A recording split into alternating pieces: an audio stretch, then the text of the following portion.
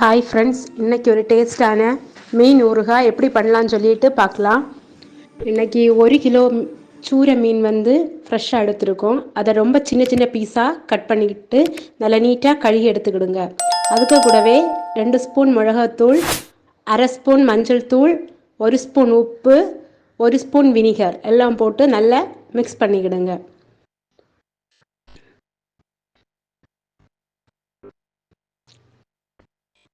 நல்லா மிக்ஸ் பண்ணி விடுங்க. நல்லா மிக்ஸ் பண்ணி விட்டால் தான் அந்த மசாலா எல்லாம் அந்த மீனில் இறங்கி மீன் ஃப்ரை பண்ணும்போது மீன் சாப்பிடவும் ரொம்ப டேஸ்ட்டாக இருக்கும். அதுக்கு பிறகு ஒரு அரை மணி நேரம் போல் மீனை நல்லா மிக்ஸ் பண்ணிட்டு ஊற வச்சுக்கிடுங்க. அதுக்கு பிறகு அரை மணி நேரம் மீன் நல்லாவே ஊறிடுச்சு. அதுக்கு பிறகு ஒரு 1/2 லிட்டர் எண்ணெய் ஊற்றி அந்த மீன் துண்டை ஒவ்வொன்றா போட்டு நல்லா சிம்மில் வச்சு பொரித்து எடுத்துக்கிடுங்க.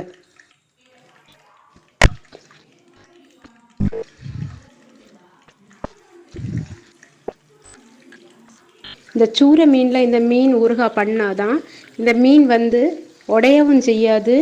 மீன் துண்டு நல்லா சாஃப்டாக இருக்கும்.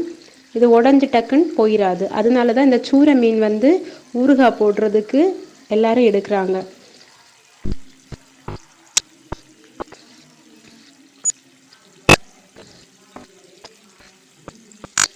கொஞ்சம் எண்ணெய் அதிகமாகவே ஊற்றி பொரிச்சிடுங்க. எங்கே தான் ஒன்றோட ஒன்று ஒட்டாமல் உடையாமல் வரும். அதனால தான் எண்ணெய் நம்ம அதிகமாக யூஸ் பண்ணி பொரிக்க போகிறோம்.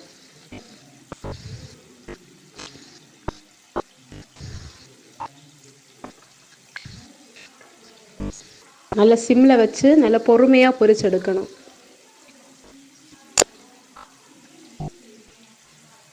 இப்போ பார்த்தீங்கன்னா ஒரு கோல்டன் ப்ரவுன் கலரில் ஆயிடுச்சு. அதனால லைட்டாகவே திருப்பி போட்டு 2 சைடு பொரியுது மாதிரி வேக விட்டுக்கிடுங்க.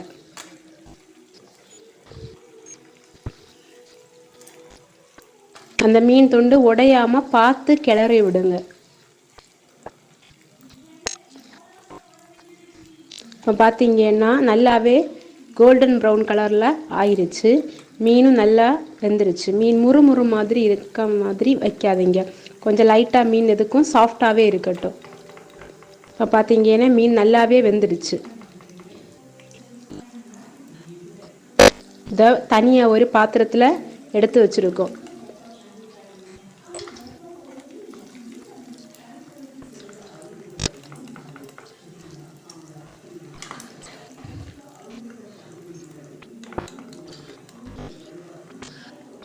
இது 1 கிலோ மீன் இருக்கும். மீன் ஃப்ரை பண்ணி எடுத்தது.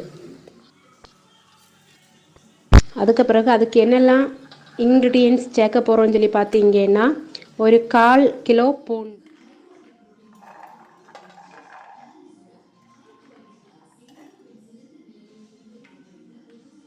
இஞ்சி அதையும் சின்ன சின்ன பீஸாக கட் பண்ணி வச்சுருக்கோம். கறிவேப்பிலை. அதுக்கப்புறம் அதுக்கு மசாலா என்னெல்லாம் சேர்க்க போகிறோன்னா 1 ஸ்பூன் வெந்தயம், 1 ஸ்பூன் கடுகு. இது நல்லா ப்ரௌன் கலர் ஆகிறது வரைக்கும் நல்லா வறுத்து எடுத்துக்கிடுங்க.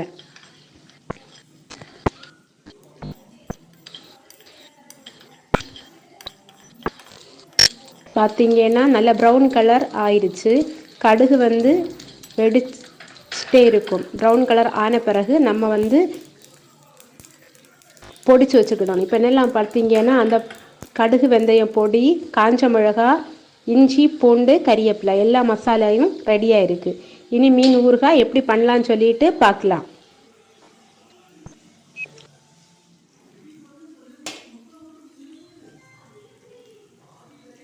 பாத்திரம் வச்சுக்கிடுங்க.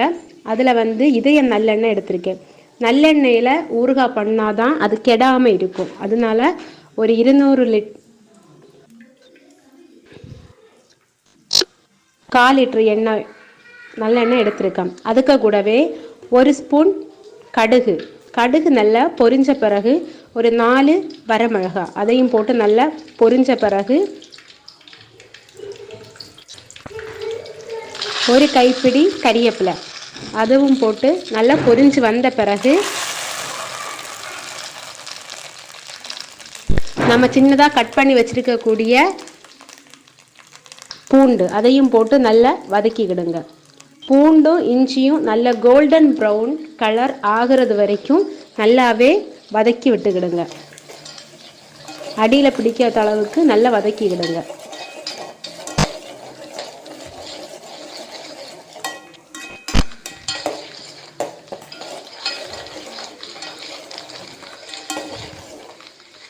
இந்த மீன் ஊறுகாய் வந்து நம்ம இப்படி பண்ணும்போது 1 வருஷம் வரை இந்த மீன் ஊறுகாய் வந்து கெடாமல் இருக்கும். இப்போ இஞ்சி ஆட் பண்ணிவிடுங்க. இஞ்சியும் போட்டு நல்லா வதக்கிடுங்க. இந்த ரெண்டுமே நல்ல கோல்டன் ப்ரௌன் கலர் ஆகுறது வரைக்கும் நல்லா வதக்கி விட்டுட்டே இருங்க.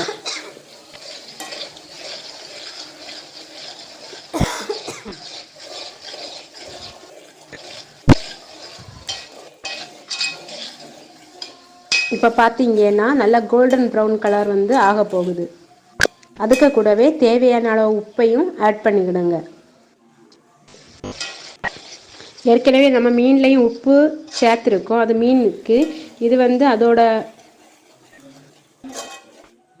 குழம்புக்கு தேவையான மீன் உப்பையும் சேர்த்துக்கிடும். அதுக்கு கூடவே 1 கப்பு ஒரு 1/4 கிலோ இருக்கும் அந்த அளவுக்கு மிளகா பொடி அதையும் சேர்த்து போட்டு நல்லா வதக்கிக்கிடுங்க. நம்ம பொடிச்சு வச்சுருக்க கடுகு வெந்தயம் பொடியையும் போட்டு நல்லாவே வதக்கிக்கிடுங்க. இது எல்லாமே எண்ணெயில் போட்டு நல்லா வதக்கிக்கிடணும். அது நல்ல ஒரு ப்ரௌன் கலர் ஆகி நல்ல கலர் மிளகா பொடி கலர் சேஞ்ச் ஆகி நல்லா வந்த பிறகு நம்ம 1 கிளாஸ் கொதிக்க வச்சு ஆற வச்ச தண்ணி ஆட் பண்ணிக்கிடணும். இந்த மசாலையில் பச்சை ஸ்மெல் எல்லாம் போன பிறகு நம்ம 1 கிளாஸ் காய்ச்சி ஆற வச்சு தண்ணியை ஆட் பண்ண போகிறோம். ஆட் பண்ணிவிட்டு நல்லா கொதித்த பிறகு நம்ம ஃப்ரை பண்ணி வச்சுருக்க இந்த மீனையும் ஆட் பண்ணிவிட்டு லைட்டாக கிளறி விடுவோம். 1/2 ஸ்பூன் போட்டு அதிகமாக கிளறிட்டே இருக்காதீங்க, ஏன்னா அதோட மீன் வந்து உடஞ்சிரும். அதனால் 1 ஸ்பூன் போட்டு லைட்டாக கிளறி விட்டுக்கிடுங்க. பார்த்து பொறுமையாக பண்ணுங்க. இப்போ பார்த்தீங்கன்னா மீனில் எண்ணெயெல்லாம் தனியாக மிதந்து வந்துருச்சு. அந்த ஸ்டேஜில் 2 ஸ்பூன் காயத்தூள் போட்டு லைட்டாக கிளறி விட்டுக்கிடுங்க. காயத்தூள் எதுக்கு போடுறோன்னா அந்த மீனோட வாசனைக்கு வேண்டி நம்ம காயத்தூள் போடுவோம்.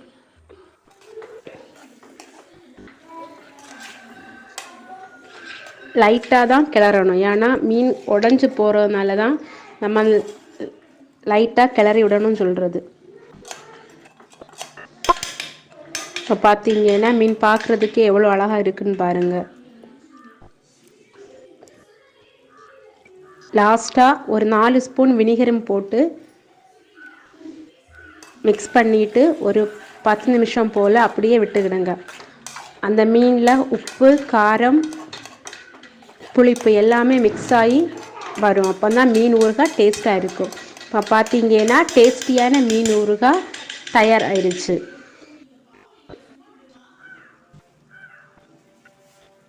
இந்த மீன் ஊறுகாய் வந்து 1 வருஷம் வரை நமக்கு வினிகர் ஆட் பண்ணதுனால இந்த மீன் ஊறுகாய் வந்து கெடாமல் இருக்கும். இந்த வீடியோ பிடிச்சிருந்தா லைக் பண்ணுங்கள், ஷேர் பண்ணுங்கள், சப்ஸ்கிரைப் பண்ணுங்கள். தேங்க்ஸ் ஃபார் வாட்சிங்.